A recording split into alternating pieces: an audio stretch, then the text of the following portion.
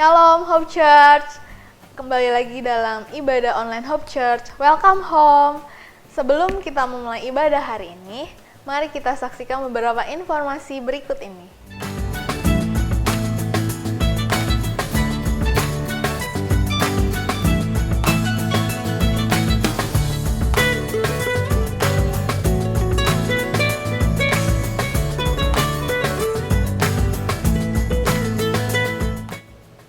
Bagi brothers and sister yang mau memberikan e-giving, bisa melalui scan QR Code atau nomor rekening yang tertera pada layar.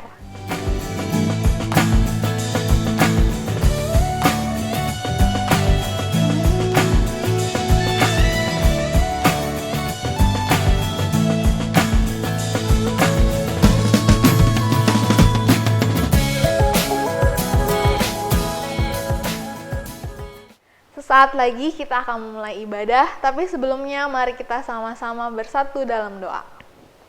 Tuhan Yesus, kami bersyukur buat hari ini Tuhan, karena kami bisa kembali lagi untuk bersama-sama ibadah online Tuhan. Biarlah kiranya rahmat dan kasih-Mu menyertai setiap kami yang mengikuti ibadah online hari ini Tuhan.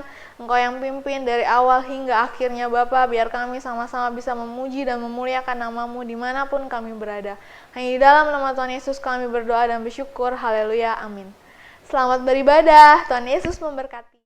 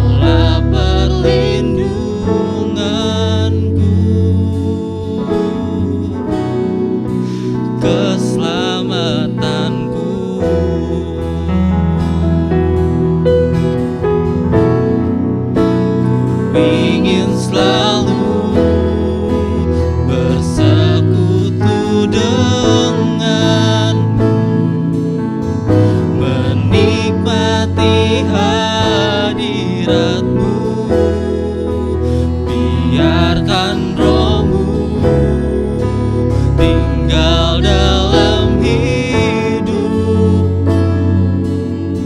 Sungguh indah bersama, ku ingin selalu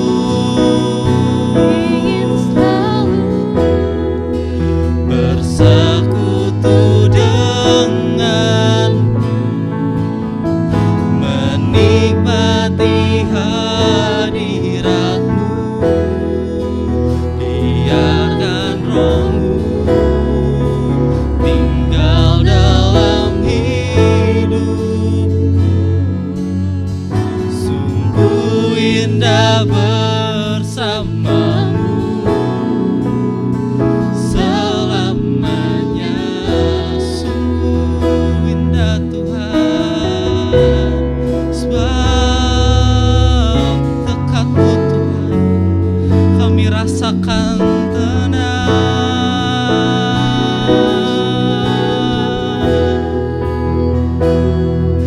Hanya dekat-Mu Tuhan.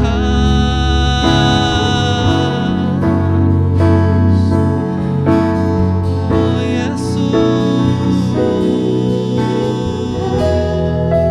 sebab Kau perlindungan kami ya Tuhan, Kau gunung batu kami,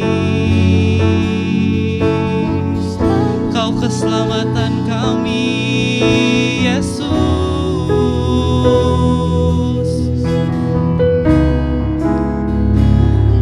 Kami tinggikan nama-Mu Tuhan, sebab Kau yang layak.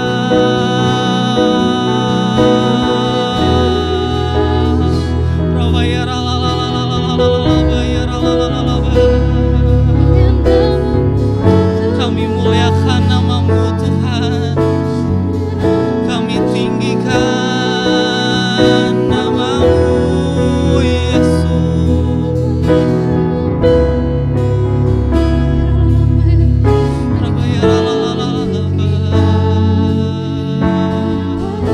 Kau mulia ya Tuhan, tiadalah seperti-Mu.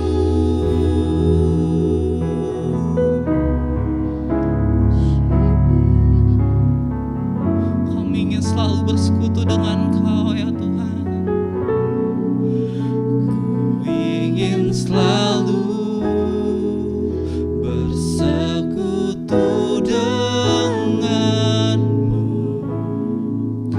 menikmati hadirat-Mu.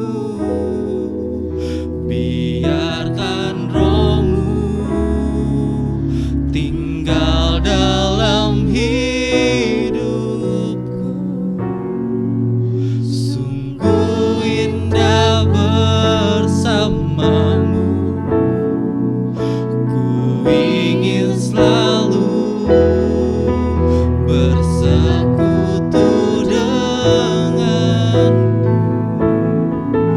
menikmati hadirat-Mu. Biarkan Roh-Mu tinggal dalam hidupku. Sungguh indah bersama-Mu selamanya. Sungguh indah bersama-Mu Tuhan Yesus. Sungguh indah bersama-Mu Tuhan. Sungguh indah bersama-Mu, sungguh indah bersama-Mu. Sungguh indah bersama-Mu selamanya.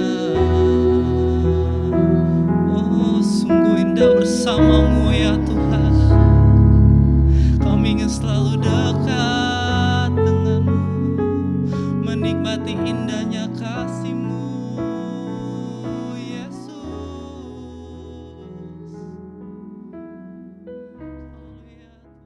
Shalom, saudara-saudara semua, senang sekali bisa lihat saudara-saudara dalam keadaan yang baik dan sehat semuanya.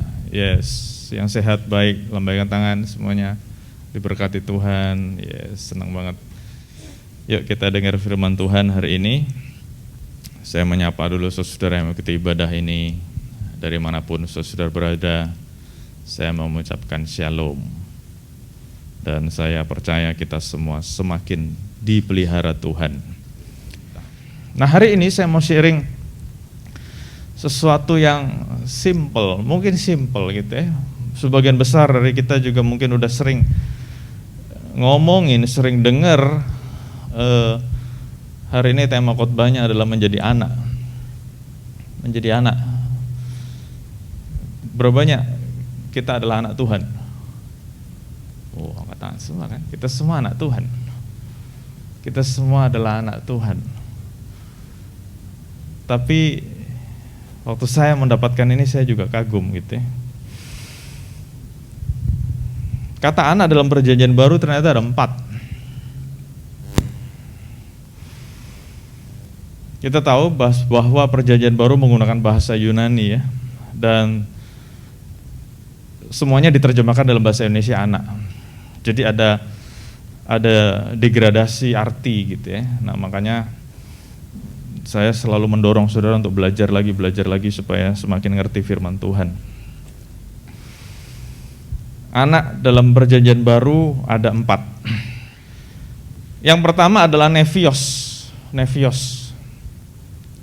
Diterjemahkan anak gitu ya. Di sini menggunakan kata orang kecil. Pada waktu itu Matius 11 ayat 25 ya. Pada waktu itu berkatalah Yesus, "Aku bersyukur kepadamu Bapa Tuhan langit dan bumi, karena semuanya itu Engkau sembunyikan bagi orang bijak dan orang pandai, tetapi Engkau nyatakan kepada orang kecil atau anak kecil." Nah, bahasa aslinya menggunakan kata nevios. Nah, jadi kalau saudara berkata, "Tuhan, aku anakmu, anak model apa?" gitu kan. Anak model apa saudara? Karena di sini digunakan juga kata anak kecil atau orang kecil atau anak kecil ini bahasa aslinya adalah nevios. Nah, ayat ini sebetulnya menggambarkan kedahsyatan Tuhan. Kenapa saya katakan itu? Karena ayat ini menunjukkan kepada kita semua bahwa Tuhan bisa menyembunyikan rahasia-rahasia itu bagi orang yang bijaksana, bagi orang yang pandai. Jadi orang mau belajar apa juga, kalau Tuhan sembunyikan gak bakal dapat. Yang mengerti kan Yesus. Tapi buat orang kecil, buat anak kecil, buat nevios, kalau memang Tuhan berkenan, Tuhan bisa sampaikan. Jadi sekali lagi ayat ini bicara tentang kemahadahsyatan Tuhan, otoritas Tuhan. Kalau ada orang pinter, ada orang berhikmat, ada orang bijaksana banget. Nah, kalau Tuhan sembunyikan ya dia juga nggak dapat ngerti apa-apa. Dan ini faktanya juga banyak orang pinter di luar sana gitu ya, tetap aja nggak terima Tuhan, nggak ngerti Tuhan, nggak kenal Tuhan. Kenapa? Ya saya nganggep Tuhan menyembunyikan pribadinya dari mereka. Tapi ada orang-orang yang sederhana, orang-orang yang mungkin secara sosial sederhana gitu ya. Tapi Tuhan singkapkan pribadinya, Tuhan tunjukkan siapa dia, dan luar biasa orang ini bisa mengerti siapa Tuhan. Mungkin mereka punya keterbatasan, coba jelasin gitu ya, mungkin mereka nggak bisa, tapi mereka mengalami Tuhan. Jadi yang pertama, kata anak yang pertama dalam perjanjian baru adalah nevios, yang artinya bayi atau anak usia sangat dini. Masih baby gitu ya, mungkin kayak Jolin atau Joy, itu disebut nevios, baby, anak kecil. Nevios. Kata anak kedua dalam perjanjian baru adalah paidion. Matius 18 ayat 2-3, maka Yesus memanggil seorang paidion, seorang anak kecil, dan menempatkannya di tengah-tengah mereka. Ayat ketiga, lalu Yesus berkata, "Aku berkata kepadamu, sesungguhnya jika kamu tidak bertobat dan menjadi seperti paidion, kamu tidak akan masuk dalam kerajaan surga." Nah, tadi yang pertama kita belajar apa? Nevios. Nevios. Nah, tadi kan saya nanya, siapa yang anak Tuhan di sini? Saudara angkat tangan. Nah, anak model apa yang saudara maksud gitu kan ya? Yang kedua, paidion. Ayatnya keren banget. Tuhan berkata, aku berkata kepadamu, sesungguhnya jika kamu tidak bertobat dan menjadi seperti paidion, kamu tidak akan masuk ke dalam kerajaan surga. Ayat ini kan terkenal ya. Oh, jadi kayak anak kecil gitu ya. Jadi kayak anak kecil, kekanak-kanakan, childish. Nah, itu kan orang yang tidak ngerti gitu ya. Tapi di sini kita belajar sama-sama. Ternyata bicara tentang anak kecil, bukan bicara tentang nevios, bukan bicara tentang bayi kecil. Tapi Tuhan mau kita menjadi seperti paidion. Paidion itu apa? Paidion ternyata adalah anak-anak dalam masa golden age, umur 7 sampai 14 tahun. Nah, ahli-ahli psikologi, mereka yang mempelajari perkembangan manusia, mereka berkata anak usia 7 sampai 14 tahun ini adalah usia yang sangat efektif untuk dididik. Kenapa? Karena otak mereka tuh kayak spons. Jadi apapun diserap sama mereka. Dikasih tahu apa, diajarin apa, itu gampang banget masuk. Makanya usia anak ini 7 sampai 14 tahun itu harus dimanfaatkan semaksimal mungkin untuk bisa ngajarin, untuk transfer knowledge. Nah, saya kagum ya, kenapa di sini dikatakan paidion? Makanya Tuhan berkata, kalau kamu tidak bertobat dan menjadi seperti paidion, kamu nggak masuk kerajaan surga. Jadi saya mendapat sebuah kesan, sebuah kesimpulan, Tuhan mau kita menjadi orang-orang yang suka belajar. Suka belajar, benar kan? Karena faktanya paidion adalah usia di mana anak-anak itu apapun yang mereka terima itu akan diserap. Jadi banyak kebenaran yang bisa disampaikan. Waktu kita memposisikan diri sebagai paidion, kita akan terima. Wah iya ya, oh iya ya gitu ya. Nah, kita udah belajar 2 kata anak ya, nevios dan paidion. Berikutnya ini ayat yang satu ayat ada 2 kata yang berbeda, tetapi dalam bahasa Indonesia dua-duanya dikatakan anak. Kata yang ketiga dan keempat, huios dan notos. Ibrani 12 ayat 8, jikalau kamu bebas dari ganjaran, sekali lagi saya ulang, tetapi jikalau kamu bebas dari ganjaran yang harus diderita semua orang, maka kamu bukanlah huios. Mungkin kata-katanya saudara nggak suka ya. Di sini katakan, jikalau kamu bebas dari ganjaran yang harus diderita setiap orang, maka kamu bukanlah anak, kamu bukanlah huios, tetapi anak gampang, notos. Nah, saya harap saudara bisa nangkep bedanya antara huios dan notos. Ayatnya sebetulnya udah jelas ngomong, kalau kamu menghindar dari ganjaran, kalau kamu menghindar dari proses, kalau kamu menghindar dari didikan, kalau kamu menghindar dari pembentukan, kamu itu bukan huios, tapi kamu notos. Nah, jadi buat saya sebagai orang tua, saya sayang sama anak-anak saya, sayang banget bahkan. Sayang banget. Tapi karena saya sayang banget, saya juga punya tanggung jawab untuk mendisiplinkan mereka yang mengerti kata Yesus. Demikian juga Tuhan sayang banget sama kita. Karena Tuhan sayang banget sama kita, Tuhan pengen kita bertumbuh, Tuhan pengen kita berkembang, Tuhan pengen kita jadi better person. Makanya Tuhan izinkan ada proses, ada pembentukan yang harus kita alami. Ada didikan yang harus kita terima. Karena Tuhan pengen kita menjadi huios. Kan kata-katanya jelas kan? Kalau kamu bebas dari ganjaran, kamu adalah notos. Tetapi Tuhan pengen kita menjadi huios. Makanya dikatakan, kalau kamu bebas dari ganjaran yang harus diderita semua orang, kamu bukan huios. Kan tadi saudara angkat tangan pengen jadi anak. Anak model apa dulu? Tadi yang pertama anak kecil, baby. Yang kedua paidion, orang yang suka belajar. Yang ketiga huios. Nah, kita udah pernah baca ayatnya, waktu Tuhan mengasihi kita, Tuhan akan mengganjar kita, menghajar kita. Ada sebuah proses yang harus kita alami. Bahkan kalau kita lihat dalam kitab Yohanes bicara tentang ranting yang berbuah. Saudara baca sungguh-sungguh, kalau baca Alkitab baca sungguh-sungguh.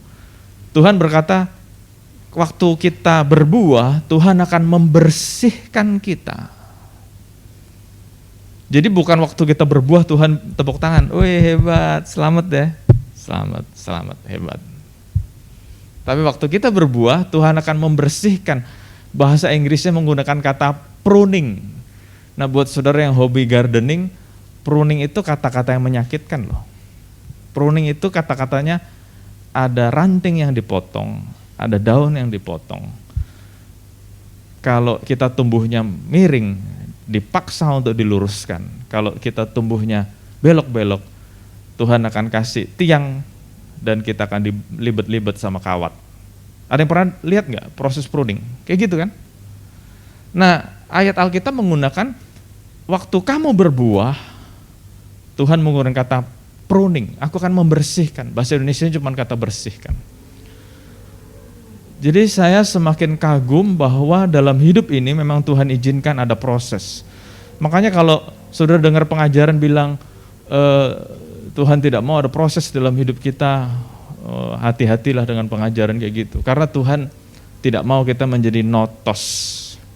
Nah sekilas kita lihat dulu, huios itu apa sih? Huios adalah anak resmi atau anak yang sungguh-sungguh memiliki ikatan keluarga atau anak yang sah. Kinship. Jadi huios adalah anak bener. Abigail dan Phoebe itu my huios, anak. Karena memang di sini dikatakan anak yang sungguh-sungguh memiliki ikatan keluarga. Bahkan di sini penjelasan dikatakan digunakan juga sebagai sebutan bagi Yesus yang adalah anak Allah. Yesus disebut anak Allah menggunakan kata huios. Nah, salah satu kalau kita baca ayatnya tadi, salah satu ciri khas huios adalah harus mau, harus rela untuk menerima didikan. Harus mau diganjar, harus mau dibentuk, harus mau ada pruning. Nah, saya akan berhenti dulu di sini sebentar. Nah, hari ini saya juga mau sharing sesuatu personal struggle. Kenapa saya sebut personal struggle? Karena I've been struggle about this in my whole life. Saya memulai dengan kata-kata gini.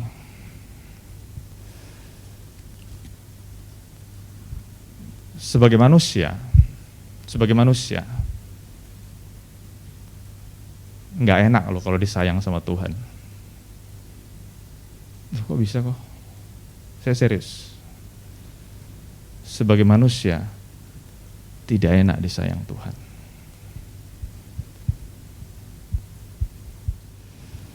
Kan tadi saya sudah ngasih tahu, this is my personal experience. Kenapa?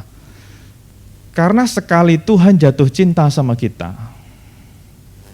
Kalau saudara baca dari kitab Keluaran sampai Wahyu, saya mendapat sebuah kesan, Tuhan itu tipe orang yang kalau jatuh cinta dia obsesif. Saudara pernah nggak punya pacar yang atau punya pasangan yang obsesif? Gak enak kan? Dan saya menemukan Tuhan kalau cinta sama kita dia obsesif. Buktinya apa? Salah satu ayat dalam kitab Perjanjian Lama, Tuhan berkata, Aku adalah Allah yang pencemburu. Dan waktu dia ngomong begitu, saudara bayangin. Karena setiap kali saya baca Alkitab, saya tuh selalu mengimajinasi loh. Waktu Tuhan berkata begitu, Tuhan lagi ngomong sama Musa, tolong sampaikan kepada bangsa Israel. Tuhan ngomong dengan suara yang seperti desau air bah. Orang Israel aja bilang sama Musa, Musa, Tuhan ngomong sama kamu aja deh, jangan ngomong sama kita. Kita takut dengar suara Tuhan. Karena apa? Waktu Tuhan ngomong itu kayak gempa. Nanti someday saudara-saudara kita akan sama-sama ke Gunung Sinai. Gunung Sinai itu bukit batu loh. Waktu Tuhan ngomong bukit batu itu bergetar, gimana orang Israel nggak takut? Der. Jadi orang Israel ngomong, Musa, ngobrolnya sama kamu aja deh. Kita takut nih ngeliat Tuhan kayak gini. Jadi Musa naik ke bukit Sinai, Tuhan di situ ngobrol sama Musa. Dan Tuhan berkata, Aku Allah yang pencemburu. Dan lebih lanjut lagi kalau kita baca ayat selanjutnya, Tuhan berkata, Aku akan membalaskan kesalahan orang keturunan ketiga keempat. Sorry saya ngomong ya, sadis banget ya Tuhan kita. Sadis gak? Nah saya mendapat sebuah impresi bahwa Tuhan kita memang sangat obsesif. Kalau dia udah cinta sama orang, dia sudah dekat sama orang, dia punya harapan yang besar sama orang itu. Orang itu salah sedikit, disikat sama Tuhan. Kenapa? Karena Tuhan sayang banget sama dia. Kalau orang itu Tuhan gak peduli, sorry saya pakai kata-kata ini, karena faktanya juga ada yang begitu. Kalau dia Tuhan tidak pedulikan, seakan-akan Tuhan ngomong, lu mau jungkir balik kayak mau salto-salto, terserah lu. Tapi kalau orang itu Tuhan sudah dekat sama dia, contohnya Musa, sudah tahu kan Musa kan? Dia salahnya apa coba? Dia salahnya cuma Tuhan suruh dia ngomong sama batu, tapi dia karena dia marah sama orang Israel, dia pukul batu itu. Kalau kita baca perjalanan Musa setelah dia dipakai Tuhan, jadi saya nggak ngomong waktu dia belum bertobat ya. Setelah dia bertobat, satu-satunya dosa yang dia lakukan adalah dia pukul batu. Betul? Tapi hanya karena itu dia tidak masuk tanah perjanjian. Kenapa? Karena Tuhan kecewa banget. Dia posesif banget sama Musa. Musa, kenapa sih gitu? Aduh, aku berharap banget loh sama kamu. Jadi statement saya tadi beberapa menit lalu, secara manusia disayang Tuhan gak enak. Saudara masih mau disayang Tuhan?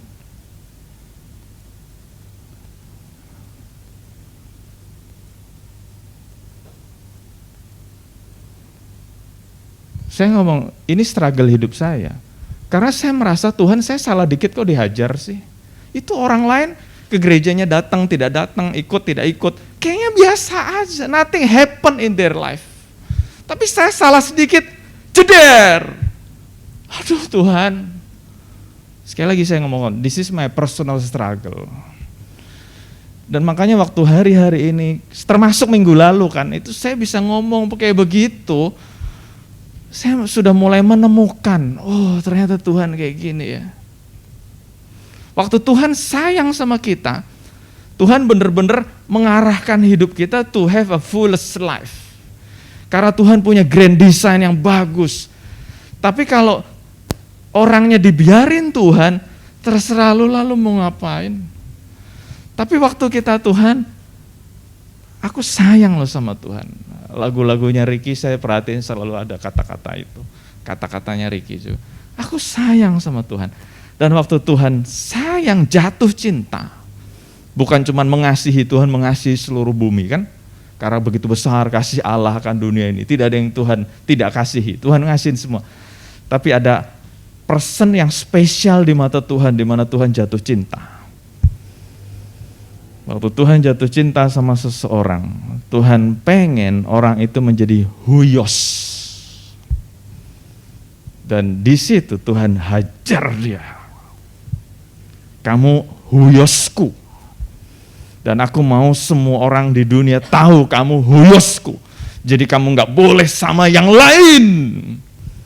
Saudara pernah punya pacar kayak gitu? Gak boleh main sama yang lain. Gak boleh WA sama yang lain, gak boleh telepon sama yang lain, boro-boro jalan sama yang lain, telepon aja gak boleh. Posesif banget. Dan saya menemukan Tuhan kita posesif banget. Kita ngelirik yang lain aja, dia bisa marah. Dan hebatnya Tuhan kita maha tahu. Kalau sama pacar, sama istri, sama suami, bisa ngumpet-ngumpet. Siapa tuh yang? Teman kantor. Bisa dibohongin. Tapi Tuhan kita gak bisa dibohongin. Tuhan kita tahu. Dengan segala obsesifnya Tuhan kita tahu. Makanya, ya coba, saudara masih mau disayang Tuhan? Masih mau dikasih Tuhan? Karena waktu Tuhan jatuh cinta sama kita, posesif banget tuh. Mungkin saya cuma kasih contoh Musa, tapi kalau saudara baca kitab Tawarikh, Abigail lagi baca kitab Tawarikh, dari kitab Keluaran sampai kitab Maleakhi, kita bisa melihat Tuhan jatuh cinta sama bangsa Israel, betul ya? Tuhan jatuh cinta loh sama bangsa Israel. Tapi menurut saudara enak gak hidupnya orang Israel? Salah dikit hukum, bang. Salah dikit hukum, bang. Salah dikit hukum, bang. Saya waktu baca itu perjanjian lama, Tuhan itu ada bangsa Cungkwo di luar sana, ada orang Mesir di luar sana, ada orang Mesopotamia di luar sana. Mereka barbarik gitu kan ya. Ada Genghis Khan yang katanya menurut sejarah dia bukan cuman membunuh, tapi dia memperkosa. Wah itu mengerikan baca sejarahnya. Tapi kok kayaknya Tuhan diam aja. Tapi kalau orang Israel salah dikit, des, salah dikit, des. Jadi saya mendapat sebuah pengertian, Tuhan itu kalau udah suka sama orang, udah jatuh cinta sama orang, obsesif banget. Tapi luar biasa. Kenapa Tuhan obsesif banget? Karena Tuhan mau anaknya ini jadi, bener-bener jadi. Jadi saya mau tanya lagi, saudara masih mau gak dicinta Tuhan? Masih mau gak? Saudara masih mau gak jadi huyosnya Tuhan? Nah kalau ada yang masih merasa, oh kayaknya gue salah gak diapa-apain sama Tuhan, itu warning besar buat saudara. Berarti saudara tidak masuk dalam huyosnya Tuhan. Hidupnya masih, terserah gue juga Tuhan diem aja. Terserah gue juga Tuhan diem aja. Dan saya bukannya menyombongkan diri, tapi saya kadang-kadang komplain sama Tuhan. Dalam doa saya komplain Tuhan orang itu ngapa-ngapain kok kayaknya happy-happy aja. Aku salah dikit dijewer, salah dikit dihukum. Saya jadi ingat ceritanya Raja Daud.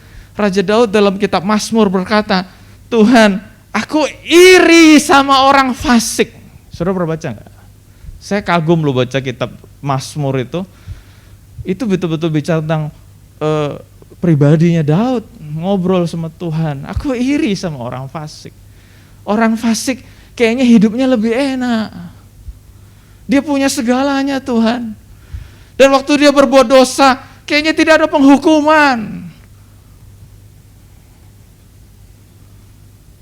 Wah jadi ada rasa kayak gitu ya. Ya tapi kita tahu ceritanya sampai dengan hari ini kalau kita baca kitab Raja-Raja, Tuhan selalu menggunakan Daud sebagai standar. Ada Raja Asa, ada Raja Hizkia, ada Raja Yosafat. Tuhan selalu menggunakan kata tidak sebaik hambaku Daud. Selalu pakai kata-kata itu. Berarti Tuhan betul-betul jatuh cintanya luar biasa loh sama Daud. Saking Tuhan jatuh cintanya, salah dikit hajar.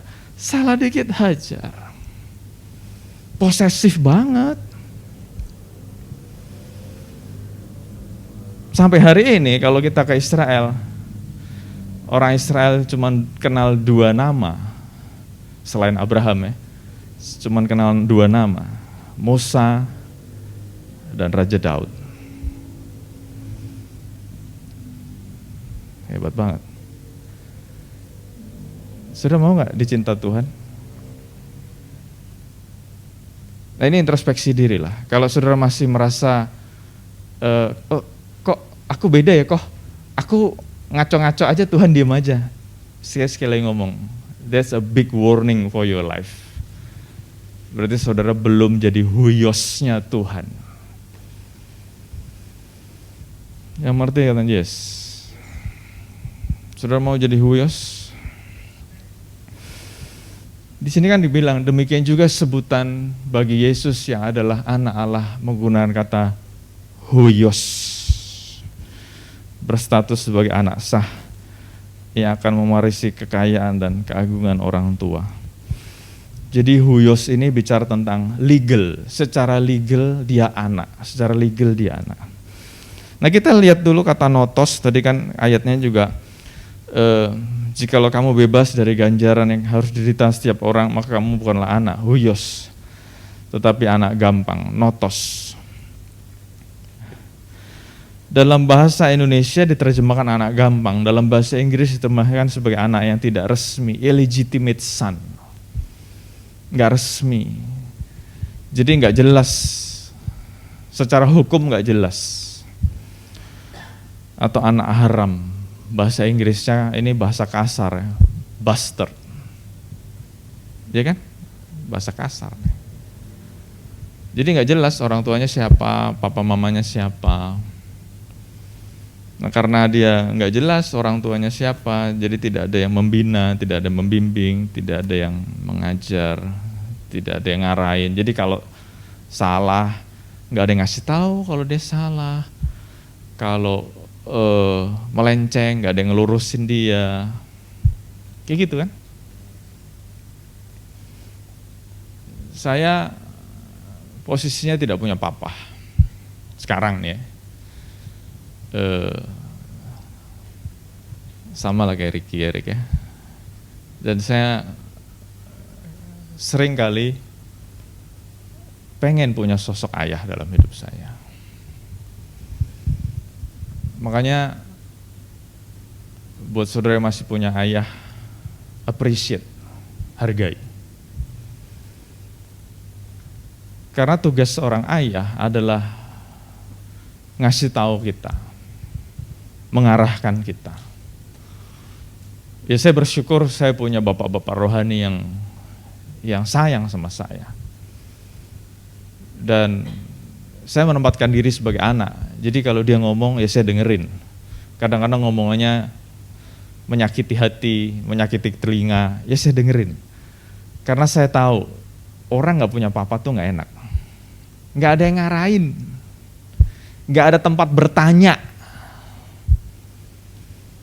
Nah, sekali lagi saya katakan, makanya saya bersyukur saya punya ayah rohani yang saya sharing sama dia, dan dia bisa kasih jawaban. Kenapa kita perlu menghargai seorang ayah? Karena setidaknya dia hidupnya lebih lama dari kita, jadi dia punya pengalaman yang lebih banyak dari kita, betul? Mungkin kita lebih pinter, secara knowledge kita mungkin lebih pinter, tapi urusan hidup di dunia dia lebih lama, jadi dia setidaknya dia lebih tahu banyak. Dan itu yang saya butuhkan. Saya nggak butuh orang lebih pinter dari saya, serius saya ngomong, bukannya saya sombong, enggak. Buat apa kalau orang cuman, ini saya suka kata-katanya, karena yang ngomong juga waktu nasihatin saya gitu, dia ngomong sama saya tidak akan main-main dengan fungsi kognitif kamu pinter kok, dia ngomong gitu sama saya tidak akan main-main dengan fungsi kognitif, kamu bisa mikir sendiri, kamu udah pinter, tapi saya mau menasihati fungsi afektif kamu. Keren ya Bi ya? Bibi kan psikolog jadi tahu. Waktu dia ngomong, saya mau menasihati dari fungsi afektif kamu, langsung, iya ini yang saya perlukan. Afektif itu bicara tentang wisdom, bukan knowledge. Dan itu yang saya cari. Dan seorang ayah fungsinya itu, seorang ayah tugasnya itu. Kalau knowledge kamu belajarlah, di zaman sekarang canggih kok. Knowledge lu belajarlah dari Google, dari mana, wah hebat banget. Tapi sekali lagi, Mbah Google tidak tahu fungsi afektif kita. Makanya saya percaya ke depannya seorang spiritual leader, seorang psikolog ke depannya akan semakin dicari orang. Jadi saudara kalau pengen bergumul, pengen punya karir apa yang semakin dibutuhkan in the future. In the future orang udah nggak butuh ini. Kenapa? AI itu udah lebih pinter daripada HI. Artificial Intelligence udah pinter dari human intelligence. Tapi artificial intelligence, dia nggak pernah menyentuh afektif manusia. Yang mengerti ya? Yes.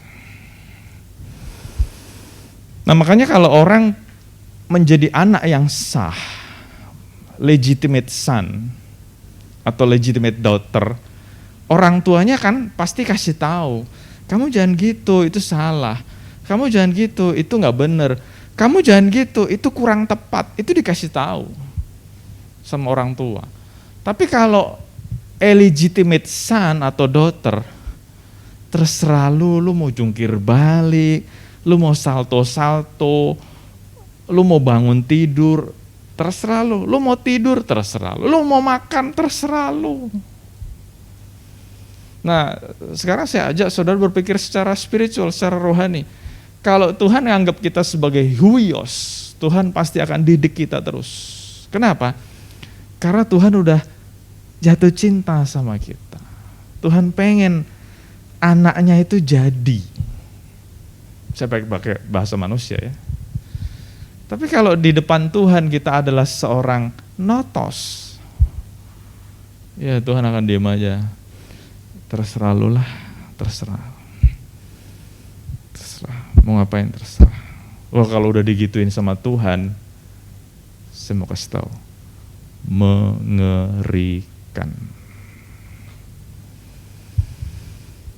Ya enggak? Sudah pilihlah mau jadi huios atau notos. Yang terakhir keren banget. Jadi kalau tadi ngomong huios dan notos itu bicara tentang legal. Terakhir, teknon. Ayatnya ada di Yohanes 1:12 menggunakan kata teknon. Tetapi semua orang yang menerimanya, jadi siapa yang menerima Yesus Kristus sebagai Tuhan dan Juru Selamat, diberinya kuasa supaya menjadi teknon. Wah ini tambah keren lagi. Yaitu mereka yang percaya dalam namanya. Jadi tadi huios saja udah keren, karena huios itu bicara tentang legally. Tetapi dalam kitab Yohanes menggunakan kata teknon. Arti kata teknon adalah anak dalam arti keturunan. Jadi di dalam teknon itu ada genetik, ada DNA-nya orang tua. Jadi waktu kita percaya Yesus Kristus, di situ dikatakan kamu adalah teknon. Kenapa? Karena Tuhan bukan cuma mengakui kita secara hukum, tetapi Tuhan juga mau mengimpartasikan kuasanya, karakternya, sifatnya kepada kita. Sehingga waktu orang ngelihat hidup kita, orang akan bilang, kamu pasti Kristen dah. Loh kok tahu? Kan kita gak ngomong-ngomong. Orang ngomong, karena kamu melakukan apa yang Kristus ajarkan. Ada yang pernah punya pengalaman kayak gitu gak? Kalau ada yang pernah punya pengalaman begitu, hari ini saya mau mengucapkan kata congratulations.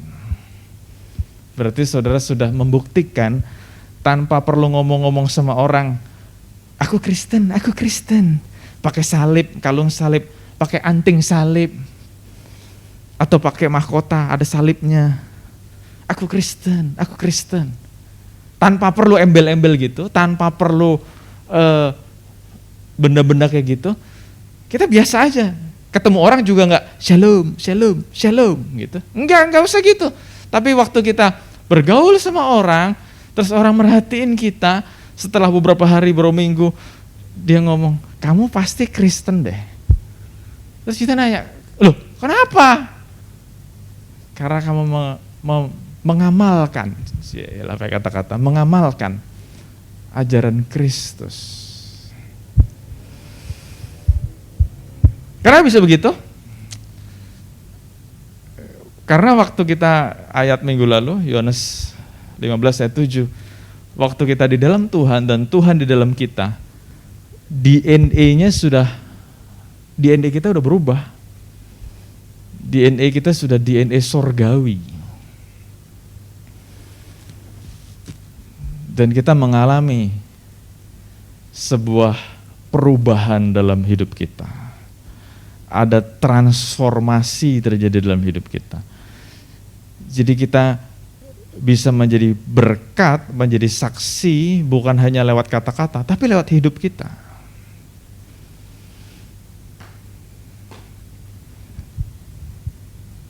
Sekali lagi saya tanya, nggak usah dijawab lah, dijawab masing-masing aja. Apakah saudara-saudara sudah mewarisi DNA Allah dalam hidup saudara? Karena faktanya ayat ini bilang apa? Orang yang menerimanya diberinya kuasa supaya menjadi teknon. Teknon itu bicara tentang DNA Tuhan sudah mengalir dalam hidup kita. Genetiknya sudah mengalir. Genetik kan ngomong sifatnya, karakternya, yang tertulis dalam Galatia 5. Kasih, sukacita, damai sejahtera. Jadi waktu orang dekat sama kita, orang senang dekat sama kita. Jadi nggak ada tulisan awas bapak galak, nggak ada. Kenapa? Karena memang nggak galak, fun gitu bapak, seneng. Awas mama galak, nggak ada, mamanya baik. Itu contoh aja, gitu kan? Jadi orang-orang senang bergaul sama kita. Kenapa? Genetik Tuhan, DNA Tuhan ada dalam kita. Jadi kalau kita ngelihat di sini akan menerima kuasa.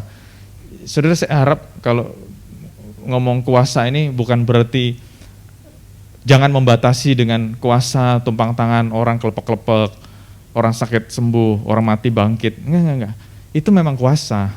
Tapi kuasa yang sebenarnya adalah kita jadi mampu mengubahkan hidup kita. Mau gak saudara? Kita berubah. Yang dulunya rusak, sekarang jadi baik. Yang dulu berangasan, sekarang jadi lemah lembut. Yang dulunya pelit, sekarang jadi murah hati. Kayak gitu-gitu kan? Jadi kita mengalami apa yang mau menjadi maunya Tuhan. Amin tuh firman Tuhan. Kami sungguh bersyukur Tuhan. Kami berterima kasih Tuhan. Engkau mengangkat kami menjadi anak-anak-Mu. Walaupun ini berarti kami gak bisa semau kami lagi, tapi kami bersyukur Engkau punya rencana yang lebih baik daripada rencana kami. Engkau punya kehendak yang lebih baik daripada cita-cita kami. Hari ini Tuhan, aku berdoa, jadilah kehendak-Mu dalam hidup kami. Engkau yang berdaulat atas hidup kami. Bukan mau kami. Bukan mau kami yang jadi, tetapi biar maunya Tuhan aja yang jadi. Masa depan kami di tangan Tuhan. Amin. Setiap kami, masa depan kami di tangan Tuhan. Amin. Dan kami serahkan itu ke dalam tangan Ya, Tuhan. Engkau tahu yang terindah, Engkau tahu yang terbaik. Kami mau punya hidup yang penuh, dan kami mau punya hidup yang berlimpah-limpah. Ya. Terima kasih Bapa, terima kasih Bapa. Kami bersyukur untuk hari ini Engkau menjamah setiap kami anak-anak-Mu. Kami adalah ciptaan yang baru. Kami bukan hanya anak yang tidak tahu apa-apa, tetapi Engkau sudah membuka rahasia-rahasia kepada kami. Dan kami mau menjadi kepunyaan Tuhan. Kami mau jadi kekasihnya Tuhan. Kami mau melekat sama Tuhan. Kami mau terus mengasihi Tuhan. Terima kasih Tuhan. Kau berkati Tuhan setiap anak-anak-Mu yang sudah hadir. Kehadiran kami gak sia-sia. Kau berkati setiap anak-anak-Mu yang sudah mengikuti ibadah ini dari manapun mereka berada. Kau juga berkati, Kau jamah. Terima kasih Tuhan Yesus. Berkati setiap anak-anak-Mu yang sudah melayani, worship leaders, pemain musik, singers, usher, multimedia, soundman. Kau berkati Tuhan, berkati Tuhan. Berkati setiap kami yang sudah ambil bagian dalam pelayanan, termasuk pelayanan perjamuan kudus. Kau berkati anak-anak. Sekali lagi Tuhan, setiap anak-anak yang sudah hadir Engkau berkati, Engkau urapi kami. Hari ini kami mau memproklamirkan kepada Tuhan dan kepada diri kami adalah huyosnya Tuhan. Kami adalah anak-anaknya Tuhan. Bahkan kami adalah teknonnya Tuhan, yang punya DNA Tuhan dalam hidup kami. Terima kasih Bapa. Terima kasih Bapa. Kau pimpin kami terus, kuasai hidup kami. Kami gak mau jalan semau kami lagi, tapi kami mau sungguh-sungguh berjalan dalam tuntunannya Tuhan. Kami mau berjalan dengan maunya Tuhan saja. Terima kasih Bapa, terima kasih Bapa. Urapi kepala kami Tuhan, sehingga pikiran apapun yang timbul dalam kepala kami hanya yang dari Tuhan saja. Urapi hati kami, sehingga apapun yang timbul dalam hati kami hanya yang dari Tuhan saja. Urapi mata kami, supaya apapun yang kami lihat, kami melihat seperti Tuhan melihat. Engkau urapi telinga kami, sehingga apapun yang kami dengar, kami mendengar apa yang Tuhan dengar. Engkau urapi mulut kami mau menjaga mulut kami, mulut yang kudus, mulut yang suci, mulut yang bersih, mulut yang mendatangkan berkat buat banyak orang. Kau berkati tangan kami, berkati kaki kami, apapun yang kami lakukan, kami kerjakan hanya untuk menyenangkan hati Tuhan. Terima kasih Bapa, kami bersyukur. Terima kasih Bapa. Dan sesudah dikasih Tuhan, terimalah berkat yang berlimpah-limpah dari Allah Bapa kita, kasih sayang anugerah dari Tuhan kita Yesus Kristus, dan persekutuan dengan Roh Kudus yang akan terus memimpin, menguatkan, meneguhkan kita, ada selalu bersama dengan kita mulai saat sekarang ini, bahkan sampai selama-lamanya. Dan saudara-saudara yang diberkati Tuhan, sama-sama katakan amin. Amin. Tuhan Yesus berkati. Happy Sunday. Kau Allah yang besar, ajaib dan mulia. Kau Yesus yang selalu membuatku terpesona.